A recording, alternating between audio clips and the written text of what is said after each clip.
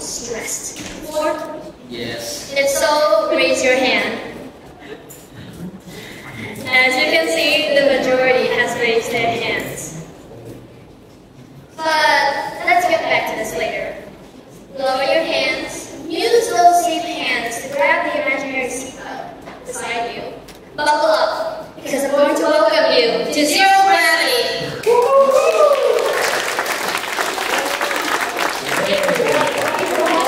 My name is Mia, and I am the beloved host represented by the 2B pencil.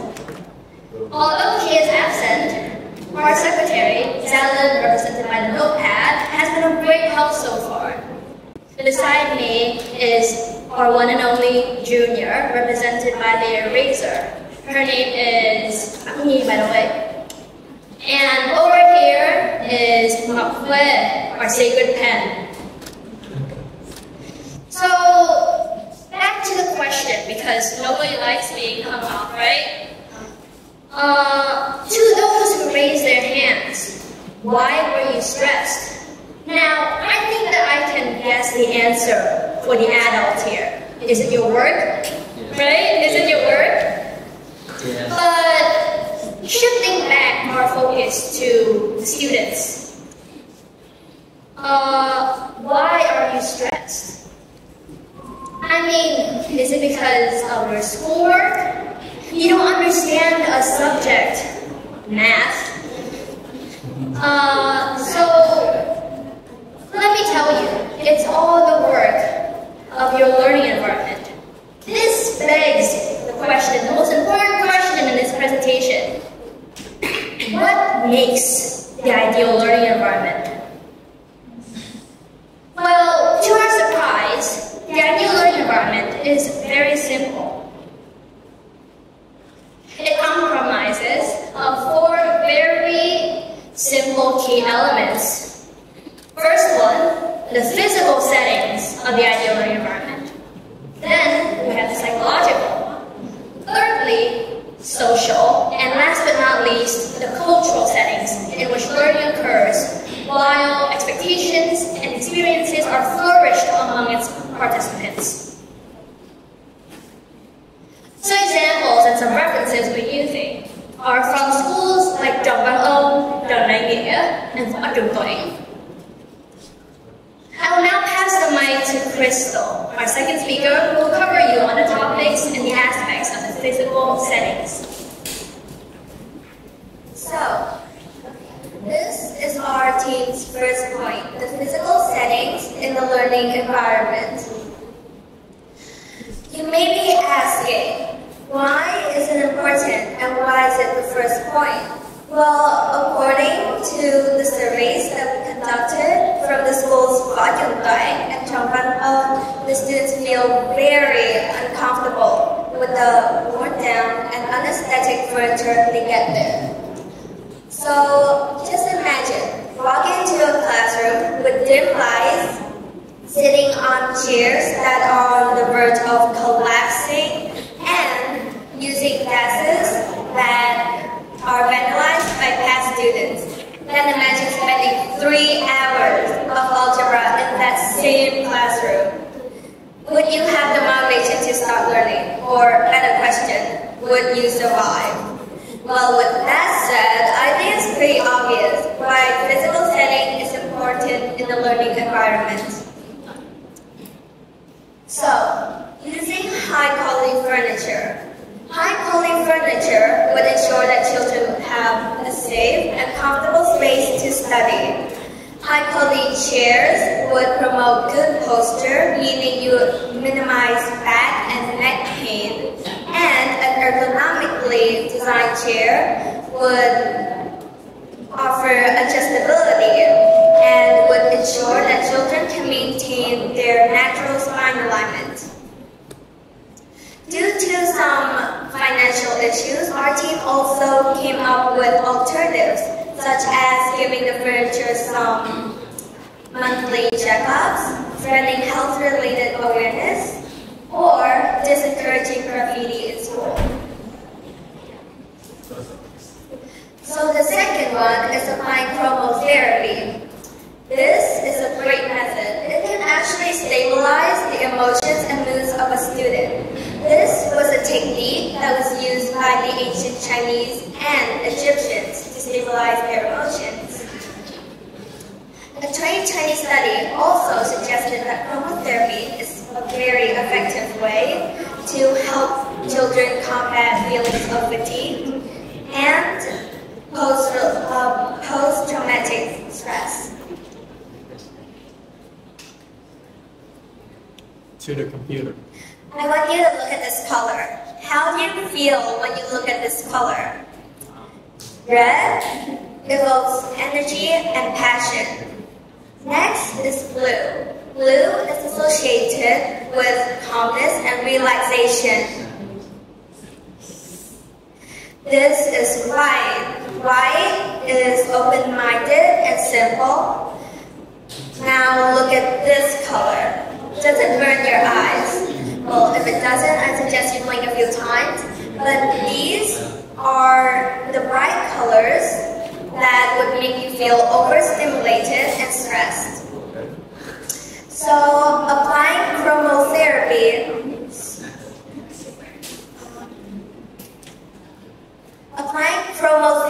strategically through decoration or wallpapers can ensure to affect children's mental focus, their information processing, their motivation, and performance. Next is our second point, the psychological setting in the learning environment. So we all know how important mental health is, right?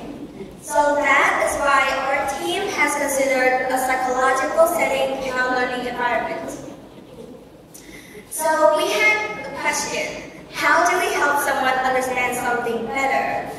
The most solid solution that we came up with is to give them time to reflect between the topics that they're required to learn. So this helps balance information, knowledge, and understanding. It can also act as a refresh for their mentality throughout the 8 hours they are required in school. Additionally, things would go smoother if we had more considerate and friendly teachers. So we all know that teachers play a very important role in the students' development. That is why having considerate and teachers who understand their students would make way for a more effective learning environment. Not only that, but having teachers who understand their students would really make a more comfortable atmosphere for both them and their students.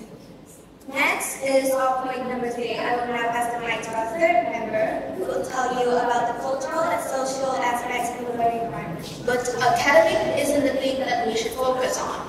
There are many other skills and knowledge that would enhance students' perspective on the world. For example, cultural understanding and social skills. How do we do this, you ask? Well, our first option is to optimize extracurricular activities because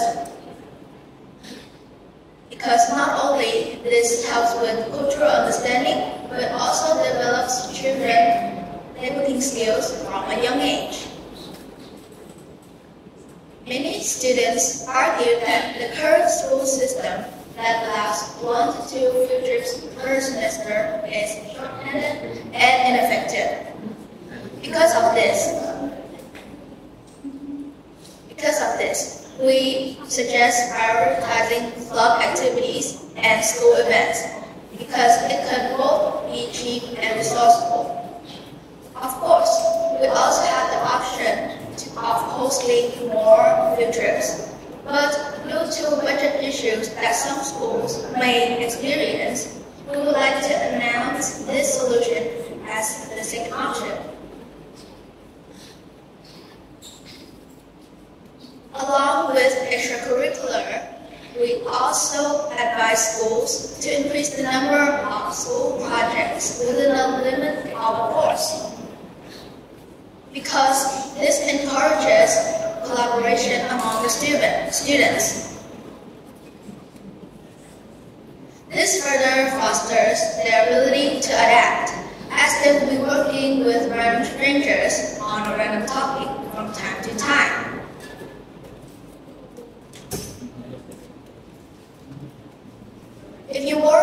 a child's grade, mostly because these projects tend to take up a lot of time, spending from 2 to 4 weeks, even then if you're not. Because these projects can also be an object of scores. Taking an example from Nguyệt Mai, where they replace midterms with group presentation for some subjects. This idea is most definitely concrete.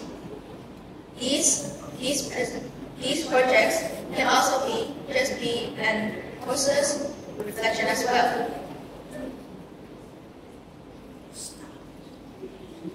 Of course, these suggestions come with cons as well, mostly financial issues and time management.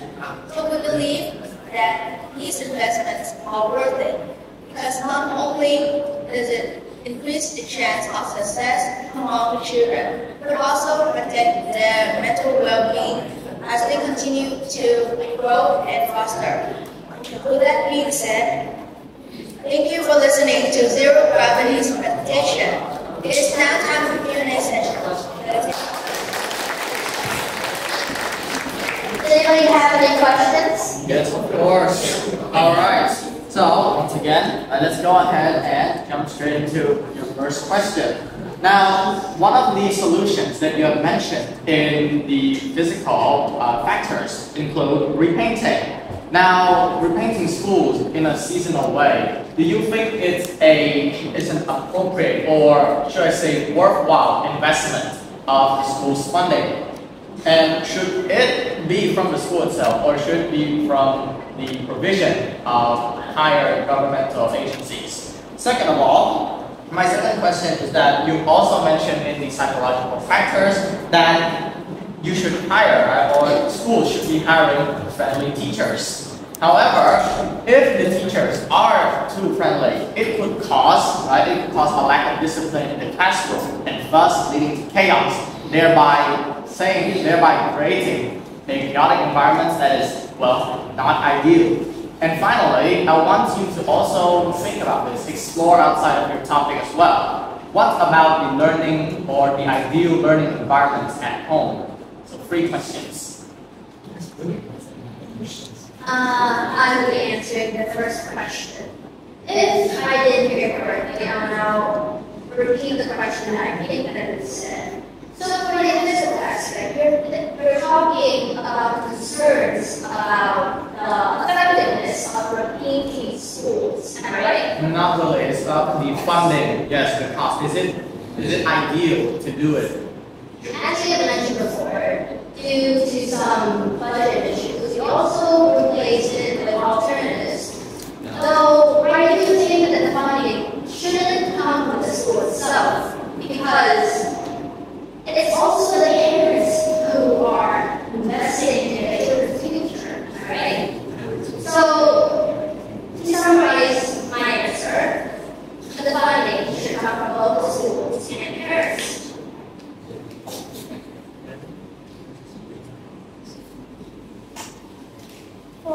Thank you for your questions. I will now be answering question number 2. To rephrase your question, are you asking that we would create a chaotic learning environment if teachers are too friendly? Yes.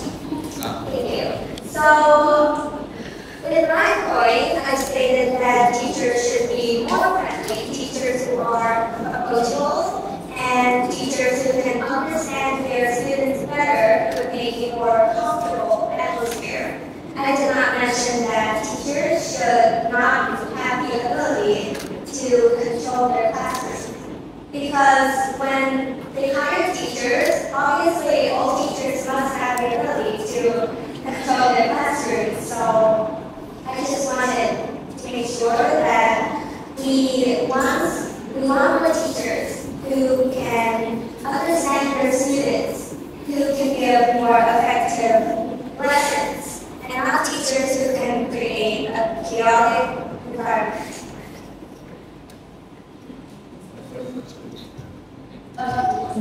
Thank you for the question, and for the last question about the learning environment at home. think that if building a website where it reviews all the lessons that we studied and also other activities like homework, then it's easier for students to review the lessons and also practice their skills. I also think that they could take other classes to understand the knowledge and the lessons more, and they could get some support from the parents as well. So I'm going to follow up with Yi's answer, as the ideal learning environment at home is usually self-study or based on self-discipline. I also think that students should have their parents supervise as their home as well, since students, when talking about ones who are lower than us in age, which is from 9 to 10 years old, they usually don't have much self-discipline. It's different for children who are only age 13. So I guess